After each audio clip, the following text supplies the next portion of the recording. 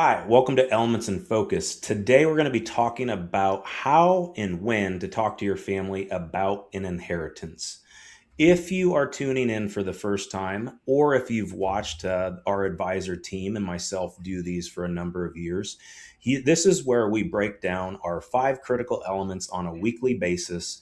Call it the Elements in Focus. And today we're going to specifically talk about legacy planning. I've got Daren Hardesty, our senior advisor, certified financial planner, and leader of our Anderson office, on the video with me today. He also loves talking about legacy planning. So, most of these that we do, Daren takes over legacy planning. How are you? And are you ready to get into a difficult conversation?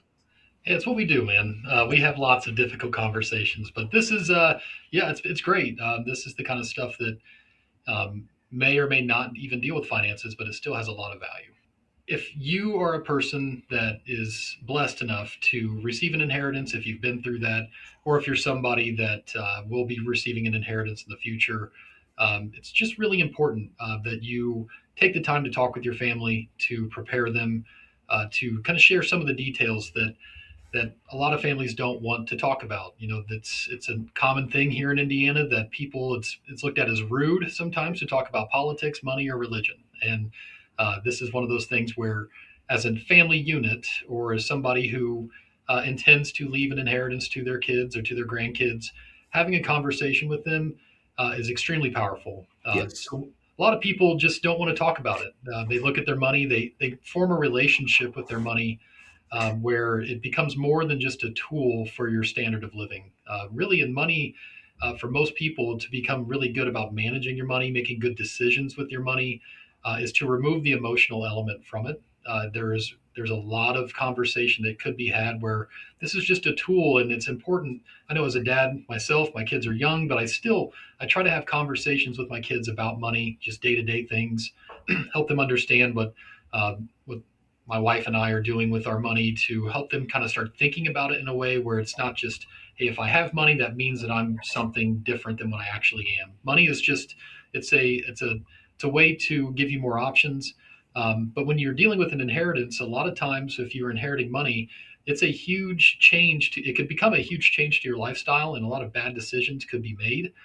So we really always encourage families to sit down at some point in life, ideally not when it's last minute, when you get a diagnosis and say, hey, I got to tell you all this stuff while they're your family's trying to deal with the news that maybe you have a bad health diagnosis and you may not be with them very long. Talking about it at that point is not advisable. Yep. Unfortunately, that's when most of those conversations could come up. But getting ahead of the game and starting to talk to your family as your kids mature, get into their lives, to start helping them understand what it is that they're going to be receiving. And it's not just about the money; it's about the values that led you to be able to accumulate that wealth, to allow Mhm. you to help them understand like the little habits, the little things that you've done, the professional help that you've sought out, the different things that you've done to help them understand that, hey, this didn't just happen overnight. This is an accumulation of a lot of hard work and a lot of saying no to things that led them to have the ability to leave an inheritance. So, a couple things. There's a book that's been going around the last couple of years. It's called Die with Zero. Author's name is Bill Perkins, where there's a new concept for a lot of people to say, hey, just live your life in phases, where as you're going through your financial life, to essentially not make a large nest egg your goal because the data's in. We have people that come to us, Aaron, and as you know, that they'll tell us, hey, I don't intend to leave anything to my kids. They're doing fine and we want to enjoy this. And then we have others that say, hey, it's really important that I leave something to my kids. Mhm. It just depends. And there's no wrong answer there. But what we know is that if you get to retirement and you've trained yourself to not spend your money, and to save more than you spend or as much as you spend, it's going to be really difficult in retirement to flip that switch and actually start spending that money where you have the ability to actually die with zero. It's a really hard thing, especially when your money's invested. If you've got a certain balance inside of your investments, I'm telling you, it's really hard to outspend that money and retrain yourself that it's okay to spend more than what you're used to. So, what we typically see is that our families, when they come to us, there's probably going to be some kind of inheritance left behind. So talk to your kids about it. It's not just estate planning. It's truly legacy planning. So Mhm. remember, Joe is really his insight on this is spot on. But estate planning is the documents. Getting your trust, getting your will, getting all of your legal documents in good order, making sure that your beneficiaries are up to date. All of those types of things are estate planning. Legacy planning is actually transferring not only the money but the values that led you to where you're at onto your kids.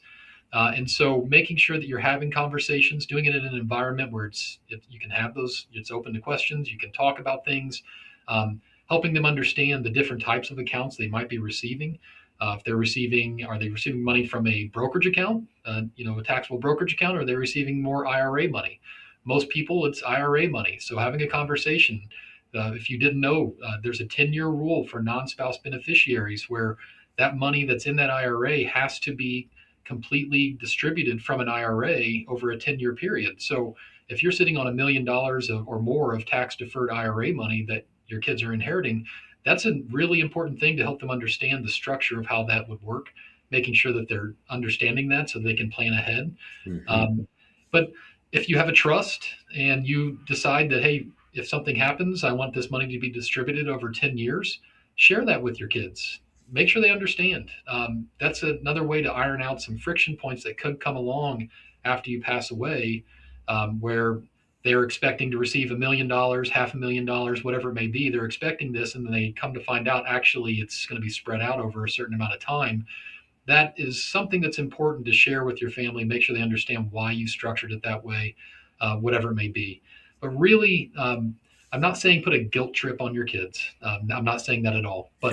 So I don't want this next statement to be misconstrued that way. But helping them understand how important it is for you that your life's work and your savings, that you are leaving them a blessing. Help them understand how hard it was for you to get to that place, how many years it took for you to get to that place, and plant that seed into your kids or grandkids' heads to help them make sure that anytime they decide to draw money from that inheritance, that they're trying to do something that would make you proud or would make their family proud, and avoid some of those bad mistakes that can happen. So really, the biggest message here is don't be scared or don't be intimidated by having conversations about money and, in this case, an inheritance with your kids.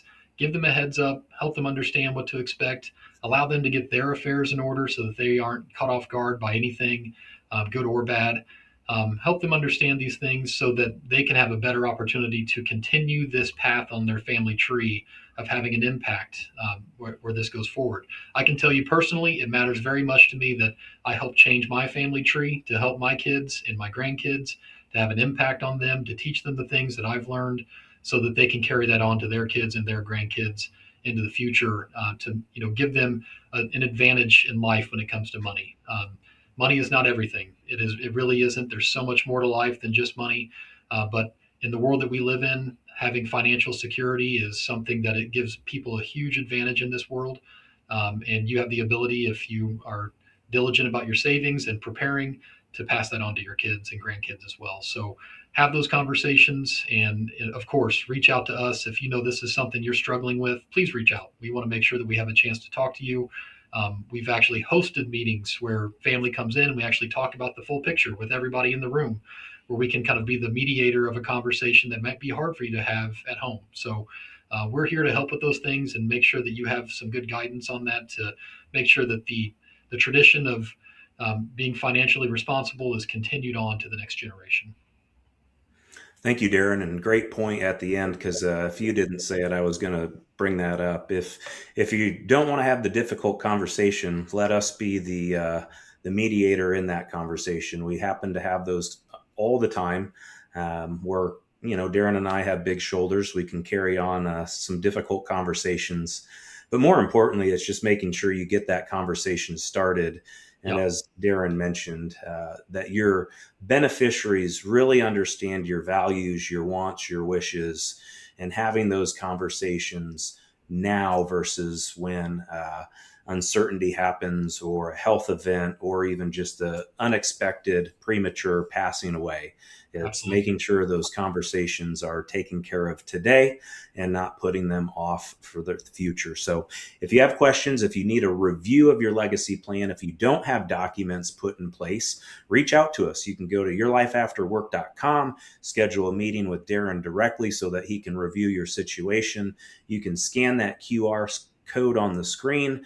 That will also allow you to set up a meeting. Schedule that next steps complimentary meeting. It's 90 minutes. We'll give you things to think about today, things to think about in the future. And if you decide to partner with us, things, a written plan that FEG will do for you. So thank you so much for tuning in. You all have a blessed day, and we'll see you next week.